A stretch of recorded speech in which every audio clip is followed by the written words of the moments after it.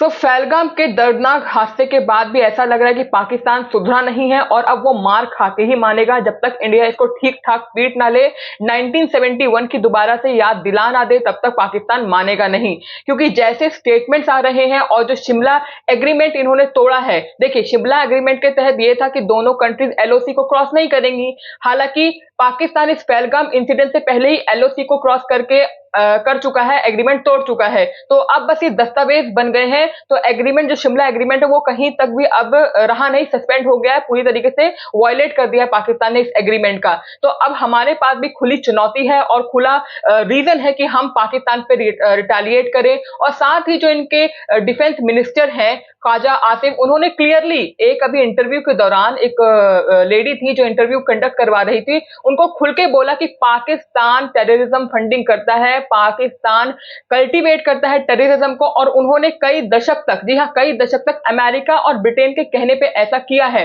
तो देखिए सिंपल सी बात है कि खोना उसको होता है, खोने का डर उसको होता है जिसके पास हो। पाकिस्तान एक कंगाल कंट्री है, रेडिकलाइज माइंडसेट की कंट्री है, जिसे खोने का डर ही क्या होगा जब उनके पास खोने के लिए है नहीं। तो ऐसे में पाकिस्तान के लोगों का क्या रिएक्शन है? अभी वो डायलेमा में जी रहे हैं कि वो जंग जीत जाएंगे, क्या वो 1971 को भूल गए हैं, अपने अब्बू से, अपने पीढ़ियों से वो सीखे नहीं हैं? तो आज हम सना अमजद के चैनल की इस वीडियो पर अपना रिएक्शन देने जा रहे हैं, जिसका टाइटल है India burns house of militants. तो let get into the video start करते हैं और देखते हैं कि पाकिस्तान के लोगों का क्या माइंडसेट है, क्या वो सुधरने की राह पर अभी है उम्मीद, हो जा सकते हैं कि अब बिल्कुल गुंजाइश खत्म हो गई है। जम्मू कश्मीर में पेश आए दहशतगर्दी के वाकये में एक बड़ी डेवलपमेंट देखने को मिली है। इंडिया ने 2 लोगों के घरों को पूरी तरह से डिमोलिश कर दिया है। ये वो 2 लोग हैं जो जम्मू कश्मीर में पेश आए दहशतगर्दी के वाकये में मुलव्विस थे। यानी कि आखिरकार इंडिया उन लोगों तक पहुंच गया है जिन्होंने जम्मू कश्मीर में ये दहशत फैलाई है, वहाँ पे ये दहशतगर्दी की है। इन लोगों का नाम आसिफ और आदिल है, जो कि जम्मू कश्मीर के ही लोकल दहशतगर्द हैं और वहाँ के ही रिहाइश पजीर हैं।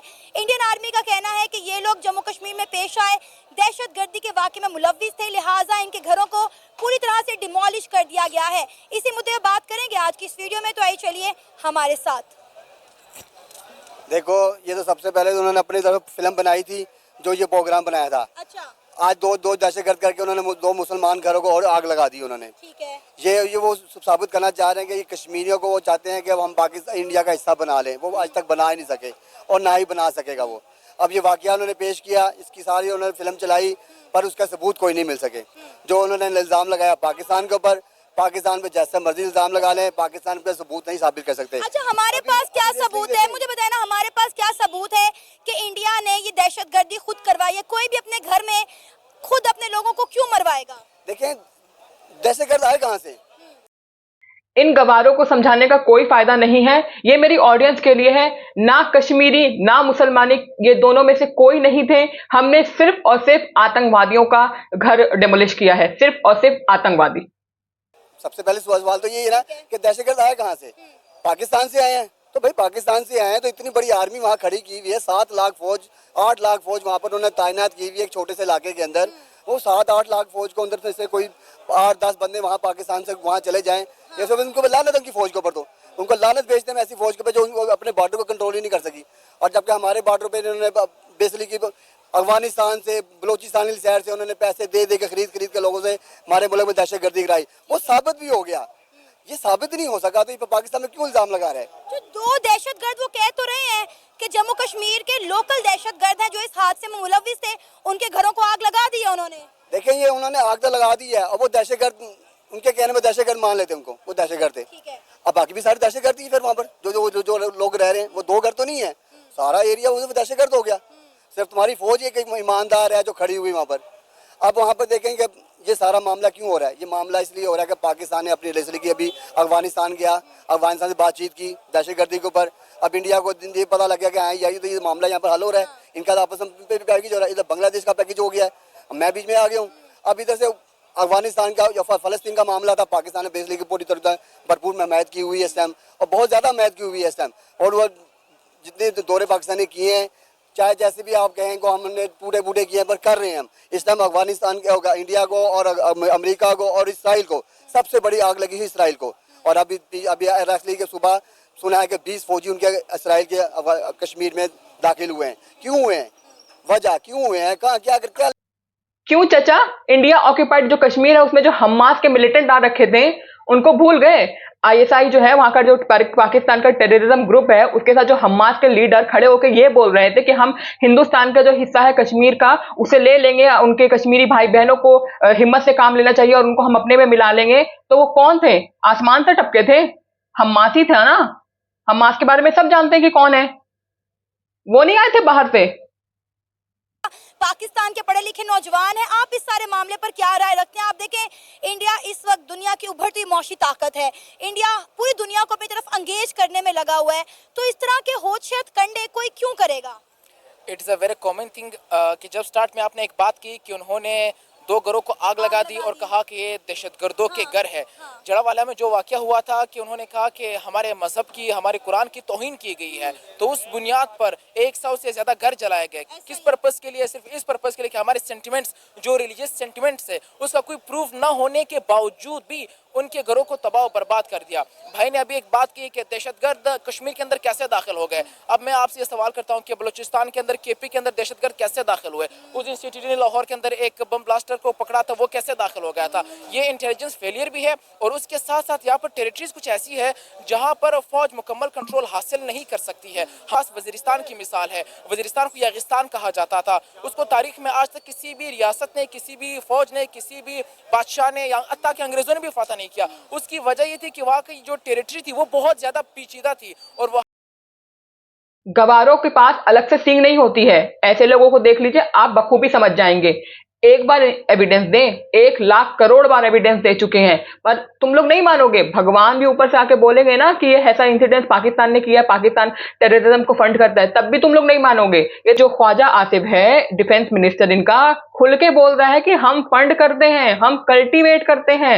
एक बार नहीं, लाखों करोड़ बार एविडेंस आए हैं। अभी जो ये 7 आतंकी आए थे पहलगाम में, उसमें से तो 5 पाकिस्तान के थे। तो कितनी बार एविडेंस दें? यूएन ने बोल दिया, बाकी सारी कंट्रीज ने बोला कि Pakistan is a terrorism hub. जितने भी इंटरनेशनल क्रिमिनल हैं, ओसामा बिन लादेन और जितने भी हैं, हाफिज सईद वगैरह, ये सब आप ही के कंट्री में क्यों मिलते हैं?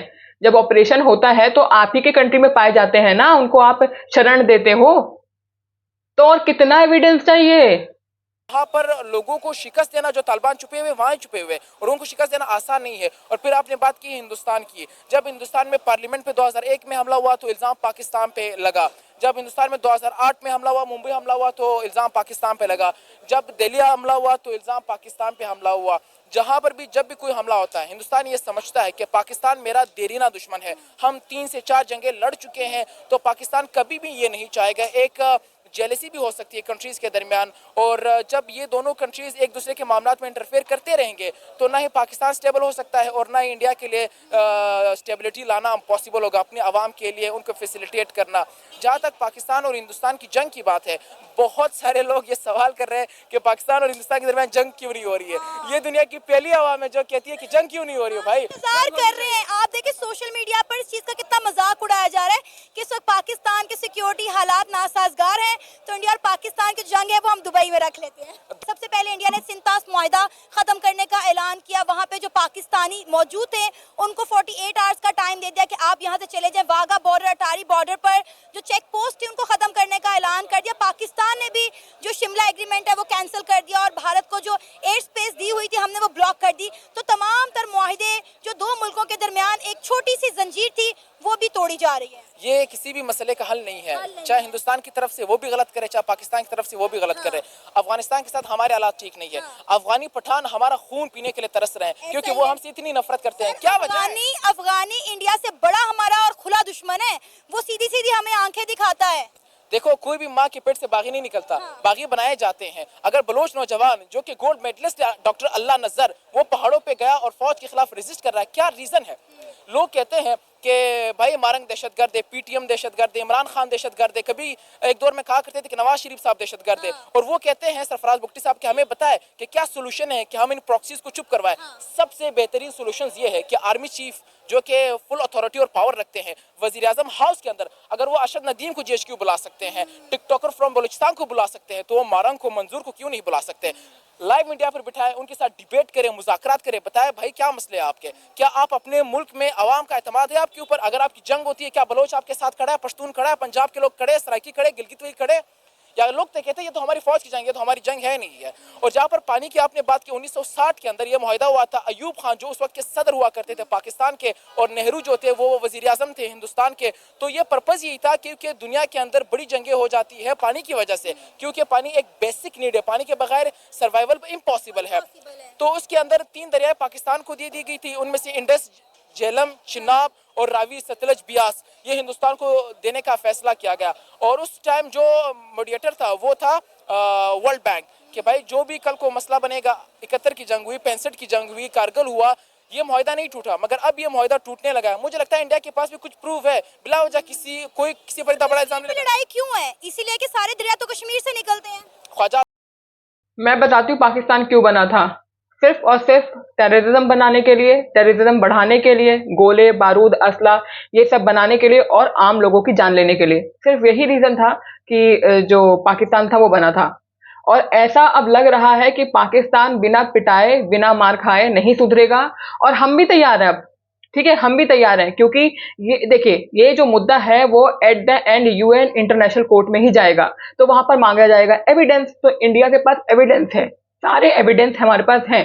सबसे पहले जो इंडस वाटर ट्रीटी के ऊपर मुद्दा उठेगा कि क्यों बंद कर दिया पानी, तो हमने लिखित तौर पे जो हमारा लेटर गया है गवर्नमेंट ऑफ इंडिया की तरफ से पाकिस्तान की गवर्नमेंट को, क्लियर हमने मेंशन किया है कि due to terrorism, due to security reason हमने पानी बंद किया है। तो जब और एक इंपॉर्टेंट पॉइंट मैं ये भी बताना चाहूंगी कि हमारे पीएम मोदी साहब ने ये भी बोला है कि आयरन ओर की माइनिंग स्टार्ट ज्यादा कर दो। देखो, आयरन ओर एक प्रोसेस होता है जिससे हम स्टील ऑब्टेन करते हैं। स्टील एक धातु है, एक एलिमेंट है जो हर इंफ्रास्ट्रक्चर में यूज होती है। तो इससे ये पता चलता है कि हम डैम्स का जो हमारे जो वेरियस डैम्स हम और नदी पे बनाने वाले हैं उसका काम हम जोरों शोरों से स्टार्ट कर रहे हैं कि हम और ज्यादा वाटर रोक सके जो पाकिस्तान को अभी तक सप्लाई होता था। तो इंडिया के जो पीएम मोदी है, हमारे पीएम मोदी ने क्लियर बोल दिया है कि हम अब आयरन ओर का जो प्रोसेस है वो ज्यादा से ज्यादा बढ़ाएंगे और स्टील की जो प्रोडक्शन है वो ज्यादा बढ़ाएंगे, जिससे कि जो हमारा इंफ्रास्ट्रक्चर है और डेवलप हो सके। तो एक तरीके से ये आप कह सकते हैं कि स्मॉल स्केल वॉर की तैयारी हो रही है, साइकोलॉजिकल वॉरफेयर साथ में हो रहा है। तो हर तरीके से पाकिस्तान को घेरने की तैयारी हो रही है। तो ये सारे जो वेरियस इंसिडेंट्स हैं और एविडेंसेस हैं इनके, वो सब इंडिया उस चीज के लिए तैयार है अगर ये मुद्दा जो कि एट द एंड जाना ही है यूएन इंटरनेशनल कोर्ट में जब जाएगा। आसिफ साहब ने कहा था कि जब जनरल डगलस साहब वो आर्मी चीफ थे, तो हमारे उस टाइम के कैद आज़म साहब ने कहा था, जो कि गवर्नर जनरल थे, कि आप जाके अटैक कर ले। उन्होंने फौज भेजने से इनकार कर दिया था। और उस वक्त कबायली गए थे कश्मीर को बचाने के लिए। और कश्मीर के 3 हिस्से हैं, 2 हिस्से हिंदुस्तान के पास, 1 हिस्सा हमारे पास है, और वो भी गिलगित बल्तिस्तान की शक्ल में हो या फिर कश्मीर की शक्ल में हो। और जो हमारे अपने कश्मीरी है वो पाकिस्तान से आज़ादी लेना चाहते हैं। जो हमारा अपना बलूचिस्तान है, जो हमारा अपना सिंधु देश है, वो ये बात कर रहा है। तो सबसे पहले मुझे लगता है अपने मुल्क के अंदरूनी मामला को ठीक करने की ज़रूरत है। अगर हिंदुस्तान मेली आंख से फिर हमें देखेगा तो हम एक कौम बन के लड़ने की सलाहियत भी रखते हैं और कुव्वत भी रखते हैं। जब आवाम होगी तो फौज भी मजबूत होगी। अगर आवाम फौज के साथ नहीं तो फौज आवाम के बगैर कुछ भी नहीं। ये तो हमारा खुला दुश्मन है, ठीक है। और वो कोई भी खराबी करता है। हमारे पास तो बहुत सारे सबूत है उसके पास। अल्बोशन को हमने पकड़ा हुआ भी है। उसके बावजूद इंडिया छोटी छोटी कोई ना कोई बलूचिस्तान में कहीं ना कहीं हरकतें करता रहता है, और उसकी जिम्मेदारी पाकिस्तान पे डालता रहता है कि पाकिस्तान ये कर रहा है, वो कर रहा है। लेकिन आज तक उसके पास कोई सबूत नहीं है हमारे खिलाफ, और ये सब काम वो कर रहा है। अभी भी आप देखें कि उसने हमारे पानी बंद करने के लिए भी बोल दिया है इसी इशू पे कि पाकिस्तान का हम पानी बंद कर देंगे, जंग की तैयारियां कर देंगे। लेकिन इंशाअल्लाह ताला दुश्मन ये अपने आप को समझ ले, वो कमज़ोर है, मजबूत नहीं है। बातों से कुछ नहीं होता। हम अल्हम्दुलिल्लाह बहुत मजबूत है, पाकिस्तान बहुत मजबूत है। वो हमें छेड़ के दिखाए, हम ईंट का जवाब पत्थर से देंगे इंशाअल्लाह ताला। वो हमसे कभी नहीं जीत सकता। क्यों? कि वो झूठा मकार है। जो मकार लोग होते हैं वो कभी कामयाब नहीं होते। दुनिया में वो फरेब कर रहा है, फरेब से अपना कामयाबी कर रहा है। आपने तो बहुत अरसा पहले देख लें, मैचों के अंदर वो लोगों को, हम लोग पाकिस्तान जीतने लगते थे तो वो मुसलमानों को मारने में तुल जाता था, आग लगा देता ये मोदी सरकार। ये कब हुआ? ये बहुत पहले की बात है। मोदी एक ग्रोह ही है इनका। अच्छा। जो मोदी है इनका, वो पाकिस्तान को अच्छा नहीं समझता। अभी भी देखे पाकिस्तान के लिए पाबंदियां ऐड कर दी फौरी तौर पे। पाकिस्तान ने भी जो अल्हम्दुलिल्लाह किया बहुत अच्छा किया है। इसके साथ ऐसा ही होना चाहिए। हम कमज़ोर नहीं है, वो हमें कमज़ोर समझ रहा है। तुम सिर्फ हमें, मैं मैसेज देना चाहता हूँ, इंडिया हमें छेड़ के दिखाओ। अच्छा। इंशाअल्लाह ताला पाकिस्तान तुझे ऐसा जवाब देगा, तेरी आने वाली नस्लें भी याद करेंगी। आपको लगता है कि पाकिस्तान जो है वो इंडिया के साथ जंग करने के लिए तैयार है? इंडिया ने तो आप देखें कि एलओसी पे जो है वो अपनी फौजें तैनात कर दी हैं, एलओसी पे मामलात और हालात काफ़ी ज़्यादा गर्म हो गए हैं। आपको लगता है कि हम जो मौशी लिहाज से इतने स्ट्रॉन्ग हैं कि हम कोई भी जंग अफोर्ड कर सकें? हाँ बिल्कुल, हम माशी लिहाज से बहुत मजबूत है। एक वक्त आया था कि ज़ियाउल हक ने उसको बोला था इंडिया को कि तुम अगर अपनी फौजें नहीं हटाते तो मैं जब तक पाकिस्तान पहुंचूंगा मैं फौरन जाके तुम पे हमला कर दूंगा। तो अभी भी इंशाअल्लाह ताला ये हमें छेड़ के देखे, हिंदुस्तान सिर्फ एक मुल्क है पूरी दुनिया में और मुस्लिम बहुत सारी कंट्री है। अच्छा मुझे ये बताएं, हमने इंडिया के साथ इतनी जंगें लड़ी हैं, क्या उन जंगों में से किसी एक जंग में हमें फायदा हुआ है? दोनों मुल्कों को नुकसान हुआ है, इंडिया को और पाकिस्तान को भी। आपको लगता है कि जंग किसी मसले का हल है? देखिए, जंग किसी मुल्क में भी अभी भी फलस्तीन और उसकी भी हो रही है, तो मसले का हल, यूक्रेन रशिया की जंग हो रही है, मसले का छिड़ने जा रही है इंडिया और पाकिस्तान। मसले का हल तो जंग नहीं है, लेकिन अगर कोई जानबूझ के जंग करना चाहे तो उसको एक कमजोरी नहीं दिखाओ, मफामत दिखाओ। हम मफामत दिखा रहे हैं उसको, हम बहुत सारी मफामत से पेश आ रहे हैं। अभी भी हमारे जो लीडर हैं वो बात को सुलहनामे पे लेके जा रहे हैं, लेकिन वो ये समझ रहा है कि ये कमजोर है। तो ये बात बिल्कुल है कि आप भी समझते हैं कि दुश्मन को कमजोर नहीं समझो। पाकिस्तान में तो दहशतगर्दी इंडिया ही कर रहा है ना, पाकिस्तान तो आज तक दहशतगर्दी में कोई सबूत भी तो यही कहता है ना, इंडिया भी यही कहता है कि इंडिया में जो दहशतगर्दी हो रही है वो पाकिस्तान करवा रहा है। नहीं, अभी तक तो कोई, आप भी मीडिया को चला रहे हैं, अभी तक कोई प्रूफ सामने नहीं आया पाकिस्तान का। इंडिया का तो बहुत दफा प्रूफ सामने आ सकता है, कई मरतबा हमने उसके जहाज तबाह किया, हमारी हदूद में उसके जहाज आ जाते हैं और बहुत सारे वाकयात हैं। ये अल्बोशन को पकड़ा हुआ है, पूरी दुनिया में दिखा दिया हमने कि ये अभी भी पकड़ा हुआ है, हमारे पास सबूत है। नहीं मानते कि कुलभूषण यादव जो है वो उनका बंदा है, वो नहीं मानते। वो तो कुछ भी नहीं मानते, आपको पता है। वो तो अभी भी इतना बड़ा वाकया हो गया, उनसे आपको मार मूर के वो कह रहे हैं हमने कुछ नहीं किया, ये पाकिस्तान की चाल है। अच्छा मुझे कहां से लाते हो इतनी बकवास इंफॉर्मेशन? ब्रेन वॉश हो, रेडिकलाइज्ड हो, I know, everyone know. Kulbhushan ji का आज तक एविडेंस पाकिस्तान साबित ही नहीं कर पाया है इंटरनेशनल कोर्ट पे कि इंडियन स्पाई से या इंडिया से कोई लिंक है।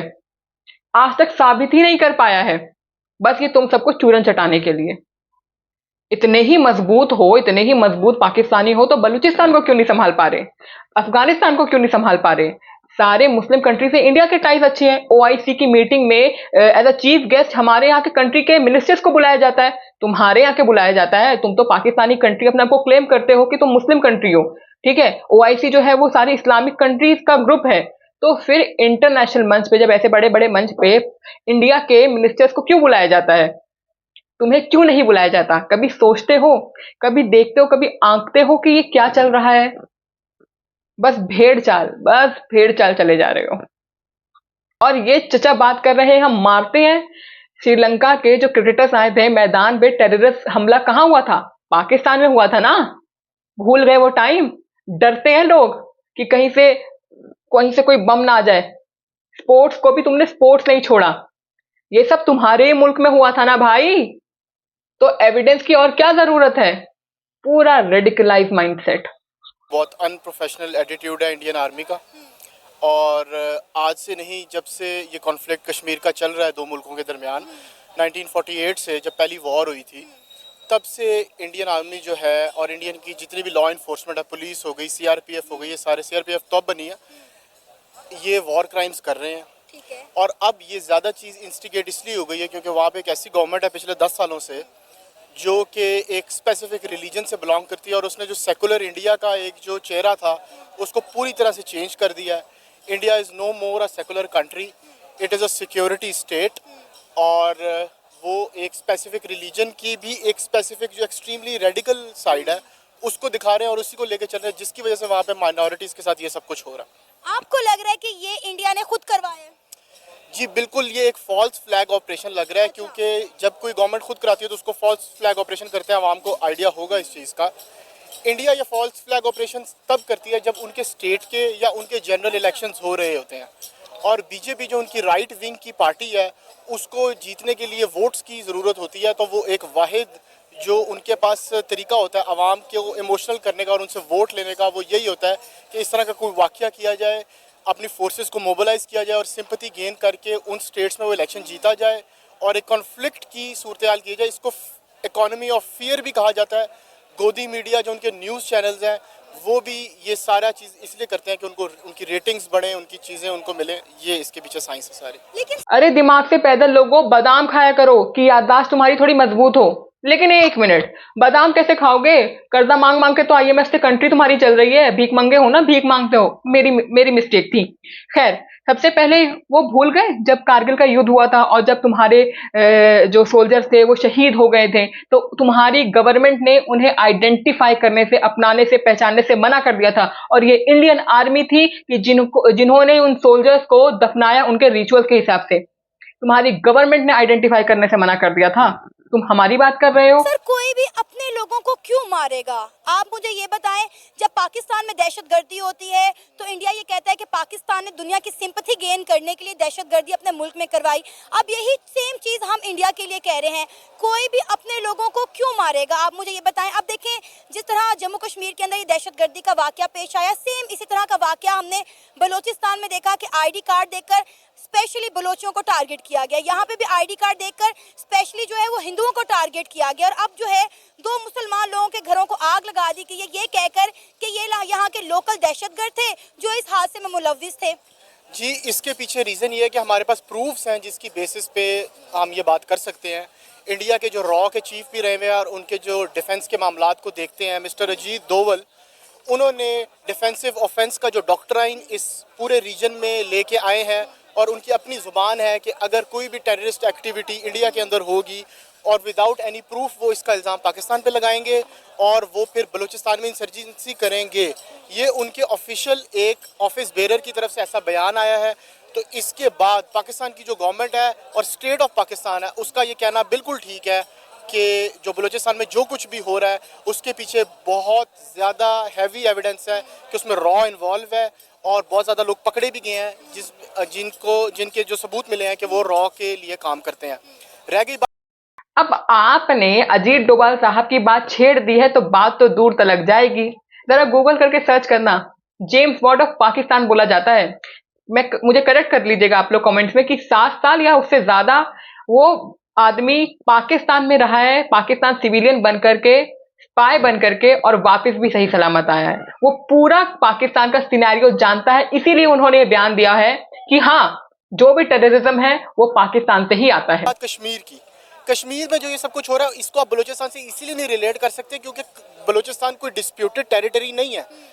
कश्मीर 1947 से यूनाइटेड नेशंस का वहाँ पे पाकिस्तान की भी डिमांड है और इंडिया की भी एक ज़माने में डिमांड होती थी कि वहाँ पे प्लेबिसाइड करवाया जाए, वहाँ पे उनके उधर के लोगों से पूछा जाए कि क्या वो इंडिया के साथ रहना चाहते हैं या पाकिस्तान के साथ रहना चाहते हैं या एज ए इंडिपेंडेंट स्टेट रहना चाहते हैं। आई एम माई सेल्फ अ कश्मीरी और मेरे ख्याल से कि ये जो डिमांड है कश्मीरी लोगों की वो पूरी नहीं की जा रही और इंडियन इलीगली ऑक्यूपाइड कश्मीर के अंदर ज़बरदस्ती उनको स्टेट के साथ मर्ज करने के लिए और एक प्रेशर बिल्ड करने के लिए पाकिस्तान पे दरियाओं का, जो कि अब खुल के सामने आ चुका है, इंडस वाटर ट्रीटी के ऊपर उन्होंने उसको निगेट कर दिया, जो कि अगेन एक बहुत बड़ी वायलेशन है इंटरनेशनल लॉ की। तो ये एक बड़ी ब्लेटेंट इंडिया की तरफ से वायलेशन है और आई थिंक कि इंडिया के अज़ाइम इससे खुल के सामने आ गया। पूरी इंडिया ने जब कश्मीर से आर्टिकल 370 रिमूव किया था और कश्मीर के अंदर G20 की मीटिंग करवाई थी, इंडिया ने पूरी दुनिया को बावर करवा दिया था कि कश्मीर इंडिया का अटूट अंग है। आप देखें कि जम्मू कश्मीर में इंडिया ने किस कदर डेवलपमेंट किया। इंडिया ने पूरी दुनिया को ये रियलाइज करवाया कि कश्मीर एक जो है पुरअमन स्टेट है। वहाँ पे फिर वो खुद यूं इस तरह की हंगामी सूरत हाल क्यों कर क्रिएट करेंगे? देखिए, और आपको पता है उन दिनों इंडिया के prime minister Narendra Modi Saudi Arabia के टूर पे थे और वो अपना ट्रिप छोड़कर वापस आए इस हादसे की वजह से। जी, नरेंद्र मोदी जो हैं वो बेसिकली उनकी जो वो बिलोंग करते हैं वो इंडिया की एक बहुत ही रेडिकल तंजीम RSS से बिलोंग करते हैं। ये वही तंजीम है जिसका नथुराम गॉडसे भी उसका मेंबर था, जिसने महात्मा गांधी को असैसिनेट किया। तो इंडिया की अपनी जो स्टेट है उसकी आइडेंटिटी इस वक्त क्वेश्चन के अंदर है कि एक तरफ वो एक ऐसे बंदे को अपना लीडर मान रहे हैं जिन्होंने उनके फाउंडर को ही असैसिनेट किया है जिसकी पार्टी ने।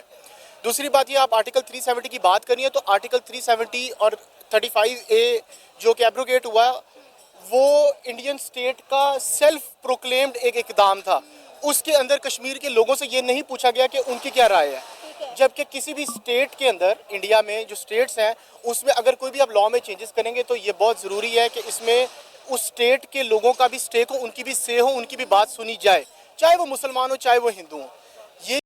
ये सारी दुनिया से बात करना चाहते हैं, सारी दुनिया से सर्वे करवाना चाहते हैं, लेकिन खुद के यहाँ जो बलूचिस्तान लोग चिल्ला चिल्ला के बोल रहे हैं कि हमें अलग कर दो, उनसे नहीं पूछेंगे। ये तो इतने बड़े हिपोक्रेट हैं। दूसरी बात, एक इंपॉर्टेंट खबर ये है कि रशिया ने, जनरली रशिया बोलता नहीं है, रशिया ने बोला है कि पाकिस्तान में जो भी रशियन रह रहे हैं वो उसको इवैक्यूएट कर दे जल्द से जल्द। कि हो सकता है जब रशिया इतनी बड़ी बात बोल रहा है तो जनरली रशिया बिना कोई इंटेलिजेंस पक्की खबर के बोलता नहीं है, तो हो सकता है कि स्मॉल स्केल वॉर देखने के लिए मिले। खैर, that's it for the video. मैं जानना चाहती हूं कि आपका ओपिनियन क्या है, क्या आपको लगता है कि वॉर होगी और वॉर का क्या मेन रीजन होने वाला है, क्या इंडिया रीजन देने वाला है? आप मुझे भर भर के कमेंट करिए।